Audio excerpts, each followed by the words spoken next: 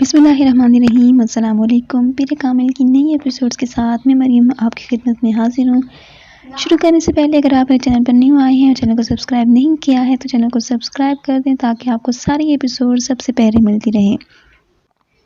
इसने पूरे लिफाफे को ग्राइंडर में खाली कर दिया और फिर इसे बंद करके चला दिया। खानसामा इसी वक्त अंदर आया। छोटे साहब, लाए मैं आपकी मदद करूँ। वो इसकी तरफ बढ़ा मगर इसने हाथ के इशारे से उसे रोक दिया। नहीं, मैं खुद कर लेता हूँ। तुम मुझे दूध का एक गिलास दे दो, इसने ग्राइंडर ऑफ करते हुए कहा। खानसामा एक गिलास में दूध लेकर इसके पास चला आया। दूध के आधे गिलास में इसने ग्राइंडर में मौजूद तमाम पाउडर डाल दिया और एक चमचे से अच्छी तरह हिलाने लगा। फिर एक ही सांस में वो दूध पी गया। खाने में आज क्या पकाया है तुमने? इसने खानसामा से पूछा। खानसामा ने कुछ डिशेस गिनवानी शुरू कर दी। इसके चेहरे पर कुछ नागवारी उभरी। मैं खाना नहीं खाऊंगा, सोने जा रहा हूँ, मुझे डिस्टर्ब मत करना, इसने सख्ती से कहा और किचन से निकल गया। पैरों में पहनी हुई बाटा की चप्पल को फर्श पर तकरीबन घसीट रहा था। इसकी शेप बड़ी हुई थी और आंखें सुर्ख थीं। शर्ट के चंद एक के सिवा सारे बटन ही खुले थे। अपने कमरे में जाकर इसने दरवाजे को लॉक कर दिया और वहां मौजूद जहाजी साइज के म्यूजिक सिस्टम की तरफ गया और कमरे में बोल्टन का when a man loves a woman बुलंद आवाज में गूंजने लगा और रिमोट लेकर अपने बेड पर आ गया और ऊंधे मुंह बेतरतीबी के आलम में लेट गया। इसका रिमोट वाला बायां हाथ बेड से नीचे लटक रहा था, मुसलसल हिल रहा था। इसके दोनों पांव भी म्यूजिक के साथ गर्दिश में थे। कमरे में बेड और इसके अपने हुलिये के अलावा हर चीज अपनी जगह पर थी। कहीं पर कुछ भी बेतरतीब नहीं था, कहीं पर गिर्द का एक जरा तक नजर नहीं आ रहा था। म्यूजिक सिस्टम के पास मौजूद दीवारी शेल्फ में तमाम ऑडियो और वीडियो कैसेट्स बड़े अच्छे तरीके से लगे हुई थी। एक दूसरी दीवार में मौजूद रैकेट्स पर किताबों की एक बड़ी तादाद मौजूद थी। कोने में पड़ी हुई कंप्यूटर टेबल से आया था कि इसे इस्तेमाल करने वाला बहुत ऑर्गेनाइज्ड है। कमरे की मुख्तलिफ दीवारों पर हॉलीवुड की एक्ट्रेसेस और वहाँ के बैंड्स के पोस्टर्स लगे थे। बाथरूम के दरवाजे और कमरे की खिड़कियों के शीशों को प्लेबॉय मैगजीन से काटी गई कुछ मॉडल्स की न्यूड तस्वीरों से सजाया गया था। कमरे में पहली बार दाखिल होने वाला दरवाज़ा खोलते ही बहुत बुरी तरह चौंका, क्योंकि बिल्कुल सामने खिड़कियों के शीशों पर मौजूद वो तस्वीरें चंद लम्हों के लिए देखने वालों को तस्वीरें नहीं बल्कि असल लड़कियां नजर आती थीं। इन तस्वीरों को वहां लगाते हुए तरतीब का खास ख्याल रखा गया था। म्यूजिक सिस्टम जिस दीवार के साथ मौजूद था, इसी दीवार के एक कोने में दीवार पर एक इलेक्ट्रिक गिटार लटकाया गया था और इस कोने में एक कीबोर्ड भी स्टैंड पर रखा गया था। दीवार पर गिटार से कुछ फासले पर पिकालो, फ्लूट और ओबियो भी लटकाए गए थे। इस कमरे के मकीन को यकीनन म्यूजिक से गहरी दिलचस्पी थी।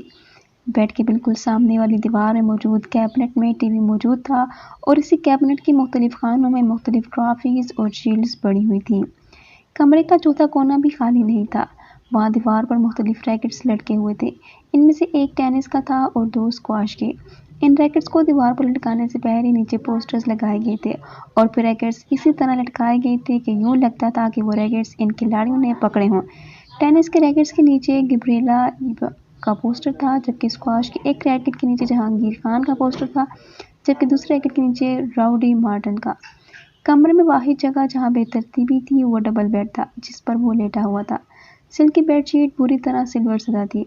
वो इस पर इधर उधर चंद पोर्नोग्राफी के गैर मुल्की मैगजीन पड़े थे जिनमें प्ले बॉय नुमाया थे। बेड पर एक पेपर कटर और कागज की कुछ छोटी छोटी कुतरनें भी पड़ी हुई थी। यकीनन कुछ देर पहले वो इन मैगजीन से तस्वीरें काट रहा था। च्युइंगम्स के कुछ रैपर्स भी तुड़े मोड़े बेड पर ही पड़े थे। डन हिल का एक पैकेट और लाइटर भी एशट्रे के साथ बेड पर ही पड़ा था, जबकि सिल्क की सफ़ेद चमकदार बेडशीट पर कई जगह ऐसे निशान थे जैसे वहाँ सिगरेट की राख भी थी। कॉफ़ी का एक खाली मग भी बेड पर पड़ा हुआ था और इसके पास एक टाई और रिस्ट वॉच भी थी। इन सब चीज़ों से कुछ फासले पर सरहाने एक मोबाइल पड़ा था जिस पर यकदम कोई कॉल आने लगी थी। बेड पर ऊंधे मुंह लेटा वो नौजवान एक शदीद नींद के आलम में था, क्योंकि मोबाइल की बीप पर इसने सर उठाए बगैर अपना दायां हाथ बेड पर इधर उधर फेरते हुए जैसे मोबाइल की तलाश की कोशिश की, मगर मोबाइल इसके हाथ की रसाई से बहुत दूर था। इस पर मुसलसल कॉल आ रही थी। कुछ देर इसी तरह इधर उधर हाथ फेरने के बाद इसका हाथ साकित हो गया। शायद अब वो वाकई सो चुका था, क्योंकि इसके तरकते पैर रुक गए थे। मोबाइल पर अब भी कॉल आ रही थी। बेड से बाहर निकलते हुए इसके बाएं हाथ में पकड़ा हुआ रिमोट यकदम इसकी गिरफ्त से निकलकर नीचे कारपेट पर गिर पड़ा। माइकल बोल्टन की आवाज़ अभी भी कमरे में गूंज रही थी। When a man loves a woman. پھر یکدم کمرے کے دروازے پر کسی نے دستک دی اور پھر دستک کی یہ آواز بڑھتی گئی۔ موبائل کی کال ختم ہو چکی تھی۔ دروازے پر دستک دینے والے ہاتھ بڑھتے گئے۔ وہ بیڈ پر اوندھے منہ بے حس و حرکت پڑا تھا۔ ڈونٹ ٹیل می ماما، کیا تم واقعی انگیجڈ ہو؟ زینب کو جویریہ کے انکشاف پر جیسے کرنٹ لگا۔ امامہ نے ملامتی نظروں سے جویریہ کو دیکھا جو پہلے ہی معذرت خانہ انداز میں اسے دیکھ رہی تھی۔ اسے نہیں، مجھے دیکھ کر بتاؤ، کیا تم واقعی انگیجڈ ہو؟ زینب نے اس بار اسے کچھ جھڑکتے ہوئے کہا۔ ہاں، مگر یہ اس قدر غیر ضروری اور حیرت انگیز واقعہ تو نہیں ہے کہ تم اس پر اس طرح ریئیکٹ کرو، امامہ نے بڑی انسانیت سے کہا۔ وہ سب لائبریری میں بیٹھی ہوئی تھی اور اپنی طرف سے حد المقدور سرگوشیوں میں باتیں کر رہی تھی۔ مگر تمہیں ہمیں بتانا تو چاہیے تھا، آخر راز میں رکھنے کی کیا ضرورت تھی؟ اس بار رابعہ نے کہا۔ راز میں تو نہیں رکھا، بس کوئی اتنا اہم واقعہ نہیں تھا کہ تمہیں بتاتی، اور پھر تم لوگوں سے میری دوستی تو اب ہوئی ہے، جبکہ اس منگنی کو کئی سال گزر چکے ہیں، امامہ نے وضاحت کرتے ہوئے کہا۔ کئی سال سے کیا مراد ہے تمہاری؟ میرا مطلب ہے 2-3 سال۔ پھر بھی امامہ، بتانا تو چاہیے تھا تمہیں۔ زینب کا اعتراض ابھی بھی اپنی جگہ قائم تھا۔ امامہ نے مسکراتے ہوئے زینب کو دیکھا۔ اب کروں گی تو اور کسی کو بتاؤں یا نہ بتاؤں تمہیں ضرور بتاؤں گی۔ ویری فنی، زینب نے اسے گھورتے ہوئے کہا۔ اور کچھ نہیں تو تم ہمیں کوئی تصویر وغیرہ ہی لا کر دکھا دو موصوف کی۔ ہے کون؟ نام کیا ہے؟ کیا کرتا ہے؟ رابعہ ہمیشہ کی طرح ایک ہی سانس میں سوال در سوال کر ڈالے۔ فرسٹ کزن ہے، اسجد نام ہے، امامہ نے رک رک کر کچھ سوچتے ہوئے کہا۔ MBA کیا ہے اس نے اور بزنس کرتا ہے۔ شکل و صورت کیسی ہے؟ اس بار زینب نے پوچھا۔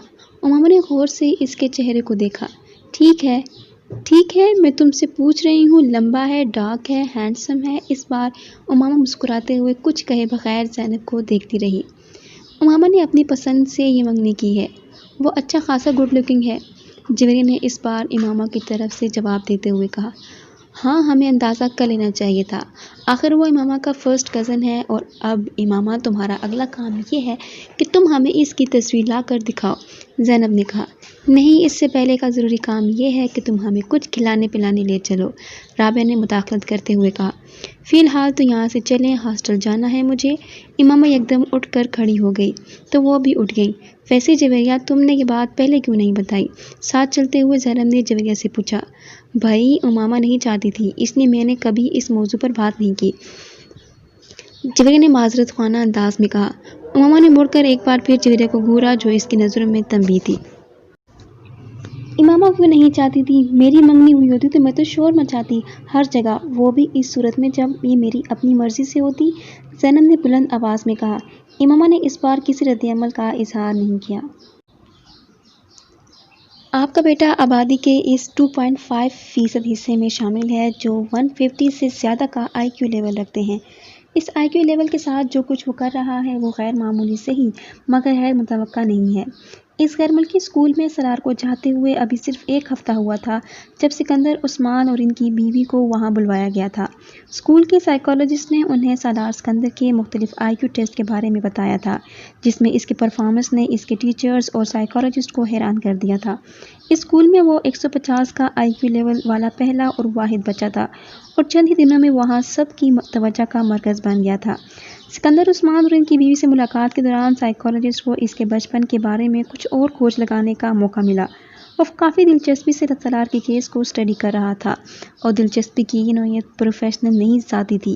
اپنے کیریئر میں وہ پہلی بار اس IQ کے بچے کا سامنا کر رہا تھا۔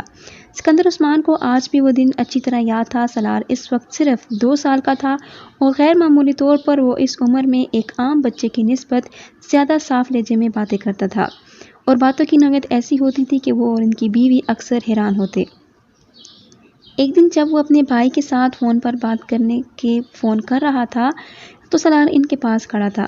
وہ اس وقت ٹی وی لاؤنج میں بیٹھے تھے اور فون پر باتیں کرنے کے ساتھ ساتھ ٹی وی بھی دیکھ رہے تھے۔ کچھ دیر بعد انہوں نے فون رکھ دیا۔ ریسیور رکھنے کے فوراً بعد انہوں نے سالار کو فون کا ریسیور اٹھاتے ہوئے دیکھا۔ ہیلو انکل، میں سالار ہوں، وہ کہہ رہا تھا۔ انہوں نے چونک کر اسے دیکھا۔ وہ اطمینان سے ریسیور کان سے لگائے کسی سے باتوں میں مصروف تھا۔ میں ٹھیک ہوں، آپ کیسے ہیں؟ سکندر نے حیرت سے اسے دیکھا۔ پہلے ان کے ذہن میں یہی آیا کہ وہ جھوٹ موٹ فون پر باتیں کر رہا ہے، پاپا میرے پاس بیٹھے ٹی وی دیکھ رہے ہیں۔ نہیں، انہوں نے نہیں کہا، میں نے خود کیا ہے۔ وہ اس کے اگلے جملے پر چونکے۔ سالار، کس سے باتیں کر رہے ہو؟ سکندر نے پوچھا۔ انکل شاہ نواز سے، سالار نے سکندر کو جواب دیا۔ انہوں نے ہاتھ بڑھا کر ریسیور اس کے ہاتھ سے لے لیا۔ ان کا خیال تھا کہ اس نے غلطی سے کوئی نمبر ملا لیا ہوگا یا پھر لاسٹ نمبر کو ری ڈائل کر دیا ہوگا۔ انہوں نے کان سے ریسیور لگایا اور دوسری طرف ان کے بھائی تھے۔ یہ سالار نے نمبر ڈائل کیا ہے؟ انہوں نے معذرت کرتے ہوئے اپنے بھائی سے کہا۔ سالار نے کیسے ڈائل کیا؟ وہ تو بہت چھوٹا ہے۔ ان کے بھائی نے دوسری طرف کچھ حیرانی سے پوچھا۔ میرا خیال ہے اس نے آپ کا نمبر ری ڈائل کر دیا ہے۔ اتفاق سے ہاتھ لگ گیا ہوگا۔ ہاتھ مار رہا تھا سیٹ پر۔ انہوں نے فون بند کر دیا اور ریسیور نیچے رکھ دیا۔ سالار جو خاموشی کے ساتھ ان کی گفتگو سننے میں مصروف تھا، ریسیور نیچے رکھتے ہی اس نے ایک بار پھر ریسیور اٹھا لیا۔ اس بار سکندر عثمان اسے دیکھنے لگے۔ وہ بالکل کسی میچور آدمی کی طرح ایک بار پھر شاہ نواز کا نمبر ڈائل کر رہا تھا اور بڑی روانی کے ساتھ وہ ایک لمحے کے لیے دم بخود رہ گئے۔ 2 سال کے بچے سے انہیں یہ توقع نہیں تھی۔ انہوں نے ہاتھ بڑھا کر کریڈل دبا دیا۔ سالار، تمہیں شاہ نواز کا نمبر معلوم ہے؟ انہوں نے حیرانی کے اس جھٹکے سے سنبھلتے ہوئے کہا۔ ہاں، بڑے اطمینان سے جواب دیا گیا۔ کیا نمبر ہے؟ اس نے بھی روانی کے ساتھ وہ نمبر دہرا دیا۔ وہ اس کے چہرے کو دیکھنے لگے۔ انہیں اندازہ نہیں تھا کہ وہ گنتی کے اعداد سے واقف ہوگا اور پھر وہ نمبر۔ تمہیں یہ نمبر کس نے سکھایا؟ میں نے خود سیکھا ہے۔ کیسے؟ ابھی آپ نے ملایا تھا، سالار نے ان کو دیکھتے ہوئے کہا۔ تمہیں گنتی آتی ہے؟ ہاں۔ کہاں تک؟ 100 تک۔ سناؤ۔ وہ مشین کی طرح شروع ہو گیا۔ ایک ہی سانس میں اس نے انہیں 100 تک سنا دی۔ سکندر عثمان کے پیٹ میں بل پڑنے لگے۔ اچھا، میں ایک اور نمبر ڈائل کرتا ہوں، میرے بعد تم اسے ڈائل کرنا، انہوں نے ریسیور اس سے لیتے ہوئے کہا۔ اچھا، سالار کو یہ سب کچھ ایک دلچسپ کھیل کی طرح لگا۔ سکندر عثمان نے ایک نمبر ملایا اور پھر فون بند کر دیا۔ سالار نے فوراً ریسیور ان سے پکڑ کر انہی کی روانی کے ساتھ وہ نمبر ملایا۔ سکندر عثمان کا سر گھومنے لگا۔ وہ واقعی ہی نمبر تھا انہوں نے ملایا تھا۔ انہوں نے ایک کے بعد دیگرے کئی نمبر ملائے اور پھر سالار سے وہی نمبر ملانے کے لیے کہا۔ وہ کوئی غلطی کیے بغیر وہی نمبر ملاتا رہا۔ وہ یقیناً فوٹوگرافک میموری رکھتا تھا۔ انہوں نے اپنی بیوی کو بلایا۔ میں نے اسے گنتی نہیں سکھائی، میں نے تو بس کچھ دن پہلے اسے چند کتابیں لا کر دی تھی اور کل ایک بار ایسے ہی اس کے سامنے 100 تک گنتی پڑھی تھی، انہوں نے سکندر عثمان کے استفسار پر کہا۔ سکندر عثمان نے سالار کو ایک بار پھر گنتی سنانے کے لیے کہا۔ وہ سناتا گیا۔ ان کی بیوی ہکا بکا اسے دیکھتی رہی۔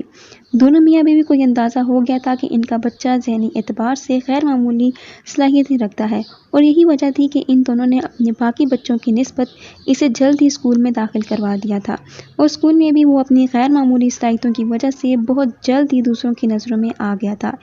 اس بچے کو آپ کی خاص توجہ کی ضرورت ہے۔ عام بچوں کی نسبت ایسے بچے زیادہ حساس ہوتے ہیں۔ اگر آپ اس کی اچھی تربیت کرنے میں کامیاب ہو گئے تو یہ بچہ آپ کی اور آپ کے خاندان کے لیے ایک سرمایہ ہوگا، نہ صرف خاندان کے لیے بلکہ آپ کے ملک کے لیے بھی۔ سکندر عثمان اور ان کی بیوی اس غیر ملکی سائیکالوجسٹ کی باتیں بڑے فخریہ انداز میں سنتے رہے۔ اپنے دوسرے بچوں کے مقابلے میں وہ سالار کو زیادہ اہمیت دینے لگے تھے۔ وہ ان کی سب سے چہیتی اولاد تھی اور انہیں اس کی کامیابیوں پر فخر تھا۔ اسکول میں ایک ٹرم کے بعد اسے اگلی کلاس میں پروموٹ کر دیا گیا اور دوسری ٹرم کے بعد اس سے اگلی کلاس میں، اور اس وقت پہلی بار سکندر عثمان کو کچھ تشویش ہونے لگی۔ وہ نہیں چاہتے تھے کہ سالار 8 سال کی عمر میں جونیئر یا سینئر کیمبرج کر لیتا، مگر جس رفتار سے وہ ایک کلاس سے دوسری کلاس میں جا رہا تھا یہی ہونا تھا۔ میں چاہتا ہوں آپ میرے بیٹے کو اب پورے 1 سال کے بعد ہی اگلی کلاس میں پروموشن دیں۔ میں نہیں چاہتا وہ اتنی جلدی اتنے ایب نارمل طریقے سے اپنا اکیڈمک کیریئر ختم کرے۔ آپ اس کے سبجیکٹس اور ایکٹیویٹیز بڑھا دیں مگر اسے نارمل طریقے سے ہی پروموٹ کریں۔ ان کے اصرار پر سالار کو دوبارہ 1 سال کے اندر ڈبل یا ٹرپل پروموشن نہیں دیا گیا۔ اس کے ٹیلنٹ کو اسپورٹس اور دوسری چیزوں کے ذریعے چیلنجائز کیا جانے لگا۔ شطرنج، ٹینس، گالف اور میوزک اور 4 شعبے تھے جن میں اسے سب سے زیادہ دلچسپی تھی، مگر اس کا یہ مطلب نہیں تھا کہ وہ خود کو صرف ان 4 چیزوں تک ہی محدود رکھتا تھا۔ وہ اسکول میں ہونے والے تقریباً ہر گیم میں شریک ہوتا۔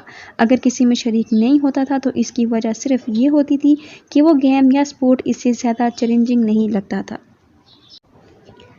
جویریہ، یہ پروفیسر امتحان کے لیکچر کے مجھے نوٹس دینا۔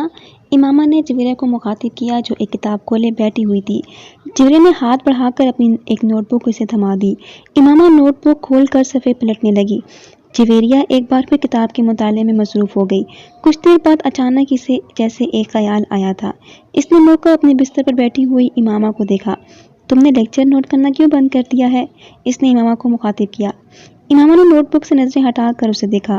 مجھے کچھ سمجھ میں آئے تو میں نوٹ کروں۔ کیا مطلب؟ تمہیں پروفیسر امتنان کا لیکچر بھی سمجھ میں نہیں آتا؟ جویریہ کو جیسے حیرت ہوئی۔ اتنا اچھا تو پڑھاتے ہیں۔ میں نے کب کہا برا پڑھاتے ہیں؟ بس مجھے، اس نے کچھ الجھے ہوئے لہجے میں بات ادھوری چھوڑ دی۔ وہ ایک بار پھر ہاتھ میں پکڑی نوٹ بک کو دیکھ رہی تھی۔ جویریہ نے غور سے اسے دیکھا۔ تم آج کل کچھ غائب دماغ نہیں ہوتی جا رہی؟ ڈسٹرب ہو کسی وجہ سے؟ جویریہ نے اپنے سامنے رکھی کتاب بند کرتے ہوئے بڑے ہمدردانہ لہجے میں کہا۔ ڈسٹرب؟ وہ بڑبڑائی۔ نہیں، ایسی کوئی بات نہیں ہے۔ تمہاری آنکھوں کے گرد ہلکے بھی پڑے ہوئے ہیں۔ کل رات کو شاید 3:30 کا وقت تھا جب میری آنکھ کھلی اور تم اس وقت بھی جاگ رہی تھی۔ میں پڑھ رہی تھی، اس نے مدافعانہ لہجے میں کہا۔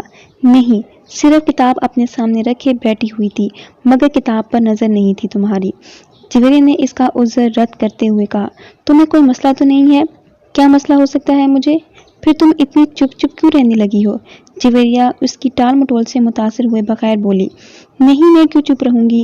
امامہ نے مسکرانے کی کوشش کی۔ میں تو پہلے ہی کی طرح بولتی ہوں۔ صرف میں ہی نہیں، باقی سب بھی تمہاری پریشانی کو محسوس کر رہے ہیں۔ جویریہ سنجیدگی سے بولی۔ کوئی بات نہیں ہے، صرف اسٹڈیز کی ٹینشن ہے مجھے۔ میں یقین نہیں کر سکتی، ہم بھی تمہارے ساتھ ہیں، تمہیں ہم سے زیادہ ٹینشن تو نہیں ہو سکتی؟ جویریہ نے سر ہلاتے ہوئے کہا۔ امامہ نے ایک گہرا سانس لیا اور اب سے چھو رہی تھی۔ تمہارے گھر میں تو خیریت ہے نا؟ ہاں بالکل خیریت ہے۔ اسجد کے ساتھ تو کوئی جھگڑا نہیں ہوا؟ اسجد کے ساتھ جھگڑا کیوں ہوگا؟ امامہ نے اسی کے انداز میں پوچھا۔ پھر بھی اختلافات تو ایک بہت ہی، جویریہ کی بات اس نے درمیان میں ہی کاٹ دی۔ جب کہہ رہی ہوں کہ کوئی مسئلہ نہیں ہے تو تمہیں یقین کیوں نہیں آ رہا؟ اتنے سالوں سے کون سی بات ہے جو میں نے تم سے شیئر نہیں کی یا جو تمہیں پتہ نہیں ہے؟ پھر وہ تم اس طرح مجھے مجرم سمجھ کر تفتیش کیوں کر رہی ہو؟ وہ اب خفا ہو رہی تھی۔ جویریہ گڑبڑا گئی۔ یقین کیوں نہیں کروں گی؟ میں صرف اس لیے اصرار کر رہی تھی کہ شاید تم مجھے اس لیے اپنا مسئلہ نہیں بتا رہی کہ میں پریشان نہ ہوں، اور تو کوئی بات نہیں۔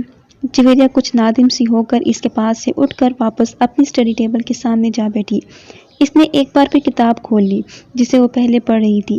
کافی دیر تک کتاب پڑھتے رہنے کے بعد اس نے ایک جماہی لی اور گردن موڑ کر لاشعوری طور پر امامہ کو دیکھا۔ وہ دیوار سے ٹیک لگائے اس کی نوٹ بک کھولے بیٹھی تھی، مگر اس کی نظریں نوٹ بک پر نہیں تھیں، وہ سامنے والی دیوار پر نظریں جمائے بیٹھی تھی۔ اس نے گاڑی نہر کے پل سے کچھ فاصلے پر کھڑی کر دی، پھر ڈگی سے ایک بوری اور رسی نکالی۔ وہ بوری کو کھینچتے ہوئے اس پل کی طرف بڑھتا رہا۔ پاس سے گزرنے والے کچھ راہگیروں نے اسے دیکھا مگر وہ رکے نہیں۔ اوپر پہنچ کر اس نے اپنی شرٹ اتار کر نہر میں پھینک دی۔ چند لمحوں میں اس کی شرٹ بہتے پانی کے ساتھ غائب ہو چکی تھی۔ ڈارک بلو کلر کی تنگ جینس میں اس کا لمبا قد اور خوبصورت جسم بہت نمایاں تھا۔ اس وقت اس شخص کی آنکھوں میں کوئی ایسا تاثر تھا جسے پڑھنا دوسرے کسی بھی شخص کے لیے ناممکن تھا۔ اس کی عمر 19-20 سال ہوگی، مگر اس کے قد و قامت اور حلیے نے اس کی عمر کو جیسے بڑھا دیا تھا۔ اس نے رسی پل سے نیچے نہر میں لٹکانی شروع کر دی۔ جب رسی کا سرا پانی میں غائب ہو گیا تو اس نے رسی کا دوسرا سرا بوری کے منہ پر لپیٹ کر سختی سے گریں لگانی شروع کر دی اور اس وقت تک لگاتا رہا جب تک کوئل ختم نہیں ہو گیا۔ پھر پانی میں پڑا سرا واپس کھینچ کر اس نے اندازے سے 3 فٹ کے قریب رسی چھوڑ دی اور اپنے دونوں پیر ساتھ جوڑتے ہوئے اس نے پیروں کو گرد رسی کو بہت مضبوطی کے ساتھ 2-3 بل دیے اور گرا لگا دی۔ اب اس 3 فٹ کے ٹکڑے کے سرے پر بڑی مہارت کے ساتھ اس نے 2 پھندے بنائے، پھر اچک کر پل کی منڈیر پر بیٹھ گیا۔ اپنا دایاں ہاتھ کمر کے پیچھے لے جاتے ہوئے اس نے بائیں ہاتھ کے ساتھ پہلے پھندے میں سے ہاتھ گزارا اور پھر بائیں ہاتھ کے ساتھ اس نے وہ پھندا کھینچ کر کس دیا۔ اس کے بعد اس نے کمر کے پیچھے دائیں ہاتھ کے ساتھ دوسرے پھندے میں سے بایاں ہاتھ گزارا اور دائیں ہاتھ سے اسے کس دیا۔ اس کے چہرے پر اطمینان بڑی مسکراہٹ نمودار ہوئی۔ ایک گہرا سانس لیتے ہوئے اس نے پشت کے بل خود کو منڈیر سے نیچے گرا دیا۔ ایک جھٹکے کے ساتھ اس کا سر پانی سے ٹکرایا اور کم تک کا حصہ پانی میں ڈوب گیا۔ پھر رسی ختم ہو گئی۔ اب وہ اسی طرح لٹکا ہوا تھا کہ اس کے بازو پشت پر بندھے ہوئے تھے اور کمر کا دھڑ پانی کے اندر تھا۔ بوری میں موجود وزن یقیناً اس کے وزن سے زیادہ تھا، یہی وجہ تھی کہ بوری اس کے ساتھ نیچے نہیں آئی تھی، وہ اسی کی طرح لٹک رہا تھا۔ اس نے اپنا سانس روکا ہوا تھا۔ پانی کے اندر اپنا سر جاتے ہی اس نے آنکھیں کھلی رکھنے کی کوشش کی، مگر ناکام رہا۔ پانی گدلا تھا اور اس میں موجود مٹی اس کی آنکھوں میں چبھنے لگی۔ اس نے آنکھیں بند کر لی، اس کے پھیپھڑے اب جیسے پھٹنے لگے تھے۔ اس نے یکدم سانس لینے کی کوشش کی اور پانی منہ اور ناک سے اس کے جسم کے اندر داخل ہونے لگا۔ وہ اب بری طرح پھڑپڑا رہا تھا، مگر نہ وہ اپنے بازوؤں کو استعمال کر کے خود کو سطح پر لا سکتا تھا اور نہ ہی اپنے جسم کو اٹھا سکتا تھا۔ اس کے جسم کی پھڑپڑاہٹ آہستہ آہستہ دم توڑ رہی تھی۔ چند لوگوں نے اسے پل سے نیچے گرتے دیکھا اور چیختے ہوئے اس طرف بھاگے۔ رسی ابھی تک ہل رہی تھی۔ ان لوگوں کی سمجھ میں نہیں آ رہا تھا کہ وہ کیا کریں۔ پانی کے نیچے ہونے والی حرکت اب دم توڑ گئی۔ اس کی ٹانگیں اب بالکل بے جان نظر آ رہی تھی۔ پل پر کھڑے لوگ خوف کے عالم میں اس بے جان وجود کو دیکھ رہے تھے۔ پل پر موجود ہجوم بڑھ رہا تھا۔ نیچے پانی میں موجود وجود ابھی بھی ساکت تھا، صرف پانی اسے حرکت دے رہا تھا، کسی پینڈولم کی طرح، آگے پیچھے آگے پیچھے آگے پیچھے۔ امامہ جلدی سے تیار ہو جاؤ، رابعہ نے اپنی الماری سے اپنا ایک سوٹ نکال کر بیڈ پر پھینکتے ہوئے کہا۔ امامہ نے قدرے حیرانی سے اسے دیکھا۔ کس لیے تیار ہو جاؤں؟ بھائی شاپنگ کے لیے جا رہے ہیں، ساتھ چلو، رابعہ نے اسی تیز رفتاری کے ساتھ استری کا پلگ نکالتے ہوئے کہا۔ نہیں، مجھے کہیں نہیں جانا، اس نے ایک بار پھر اپنی آنکھوں پر اپنا بازو رکھتے ہوئے کہا۔ وہ اپنے بستر پر لیٹی ہوئی تھی۔ کیا مطلب ہے مجھے کہیں نہیں جانا؟ تم سے پوچھ کون رہا ہے؟ تمہیں بتا رہے ہیں، رابعہ نے اسی لہجے میں کہا۔ اور میں نے بتا دیا ہے کہ میں کہیں نہیں جا رہی، اس نے آنکھوں سے بازو ہٹائے بغیر کہا۔ زینب بھی چل رہی ہے ہمارے ساتھ، پورا گروپ جا رہا ہے، فلم بھی دیکھیں گے واپسی پر، رابعہ نے پورا پروگرام بتاتے ہوئے کہا۔ امامہ نے ایک لہجے کے لیے اپنے آنکھوں سے بازو ہٹا کر اسے دیکھا۔ زینب بھی جا رہی ہے؟ ہاں، زینب کو ہم راستے سے پک کریں گے۔ امامہ کسی سوچ میں ڈوب گئی۔ تم بہت ڈل ہوتی جا رہی ہو امامہ، رابعہ نے قدرے ناراضگی کے ساتھ تبصرہ کیا۔ ہمارے ساتھ کہیں آنا جانا ہی چھوڑ دیا تم نے، آخر ہوتا کیا جا رہا ہے تمہیں؟ کچھ نہیں، بس میں آج کچھ تھکی ہوئی ہوں، اس لیے سونا چاہ رہی ہوں، امامہ نے بازو ہٹا کر اسے دیکھتے ہوئے کہا۔ تھوڑی دیر بعد جویریہ بھی اندر آ گئی اور وہ بھی اسے چال چلنے کے لیے مجبور کرتی رہی، مگر امامہ کی زبان پر ایک ہی رٹ تھی، نہیں مجھے سونا ہے، میں بہت تھک گئی ہوں۔ وہ مجبوراً اسے برا بھلا کہتی ہوئی وہاں سے چلی گئیں۔ رستے سے انہوں نے زینب کو اس کے گھر سے پک کیا اور زینب کو پک کرتے ہوئے جویریہ کو یاد آیا کہ اس کے بیگ کے اندر اس کا والیٹ نہیں ہے، وہ اسے ہاسٹل میں ہی چھوڑ آئی تھی۔ واپس ہاسٹل چلتے ہیں، وہاں سے والیٹ لے کر پھر بازار چلیں گے۔ جویریہ کے کہنے پر وہ لوگ دوبارہ ہاسٹل چلی آئیں، مگر وہاں آ کر انہیں حیرانی کا سامنا کرنا پڑا کیونکہ کمرے کے دروازے پر تالا لگا ہوا تھا۔ یہ امامہ کہاں ہے؟ رابعہ نے حیرانی سے کہا۔ پتہ نہیں، کمرہ لاک کر کے اس طرح کہاں جا سکتی ہے؟ وہ تو کہہ رہی تھی کہ اسے سونا ہے، جویریہ نے کہا۔ ہاسٹل میں تو کسی کے روم میں نہیں چلی گئی، رابعہ نے خیال ظاہر کیا۔ وہ دونوں اگلے کئی منٹ ان واقف لڑکیوں کے کمروں میں جاتی رہی جن سے ان کی ہیلو ہائی تھی، مگر امامہ کا کہیں پتہ نہیں تھا۔ کہیں ہاسٹل سے باہر تو نہیں گئی؟ رابعہ کو اچانک خیال آیا۔ آؤ وارڈن سے پوچھ لیتے ہیں، جویریہ نے کہا۔ وہ دونوں وارڈن کے پاس چلی آئیں۔ ہاں ماما ابھی کچھ دیر پہلے باہر گئی ہے، وارڈن نے ان کی انکوائری پر بتایا۔ جویریہ اور رابعہ ایک دوسرے کا منہ دیکھنے لگیں۔ وہ کہہ رہی تھی شام کو آئے گی، وارڈن نے انہیں مزید بتایا۔ وہ دونوں وارڈن کے کمرے سے نکل آئیں۔ یہ گئی کہاں ہے؟ ہمارے ساتھ تو جانے سے انکار کر دیا تھا کہ اسے سونا ہے اور تھکی ہوئی ہے اور اس کی طبیعت خراب ہے اور اب اس طرح غائب ہو گئی ہے، رابعہ نے الجھے ہوئے انداز میں کہا۔ رات کو وہ قدرے لیٹ واپس آئیں اور جس وقت وہ واپس آئیں امامہ کمرے میں موجود تھی۔ اس نے مسکراتے ہوئے ان دونوں کا استقبال کیا۔ لگتا ہے خاصی شاپنگ ہوئی ہے آج، اس نے ان دونوں کے ہاتھوں میں پکڑے ہوئے شاپرز کو دیکھتے ہوئے کہا۔ ان دونوں نے اس کی بات کے جواب میں کچھ نہیں کہا، بس شاپرز رکھ کر اسے دیکھنے لگی۔ تم کہاں گئی ہوئی تھی؟ جویریہ نے اس سے پوچھا۔ امامہ کو جیسے ایک جھٹکا لگا۔ میں اپنا والیٹ لینے واپس آئی تھی تو تم یہاں نہیں تھی، کمرہ لاک تھا، جویریہ نے اسی انداز میں کہا۔ میں تم لوگوں کے پیچھے گئی تھی۔ کیا مطلب؟ جویریہ نے کچھ نہ سمجھنے والے انداز میں کہا۔ تمہارے نکلنے کے بعد میرا ارادہ بدل گیا تھا، میں یہاں سے زینب کی طرف گئی کیونکہ تم لوگوں کو اسے پک کرنا تھا، مگر اس کے چوکیدار نے بتایا کہ تم لوگ پہلے ہی وہاں سے نکل گئے ہو، پھر وہاں سے واپس آ گئی۔ بس رستے میں کچھ کتابیں لی تھیں، میں نے امامہ نے کہا۔ دیکھا تم سے پہلے کہا تھا نا ہمارے ساتھ چلو، مگر اس وقت تم فوراً انکار کر دیا، بعد میں بے وقوفوں کی طرح چل پڑی۔ ہم لوگ تو مشکوک ہو گئے تھے تمہارے بارے میں، رابعہ نے کچھ اطمینان سے ایک شاپر کھولتے ہوئے کہا۔ امامہ نے کوئی جواب نہیں دیا، وہ صرف مسکراتے ہوئے ان دونوں کو دیکھتی رہی۔ وہ دونوں اپنے اب شاپرز کھولتے ہوئے خریدی ہوئی چیزیں اسے دکھا رہی تھی۔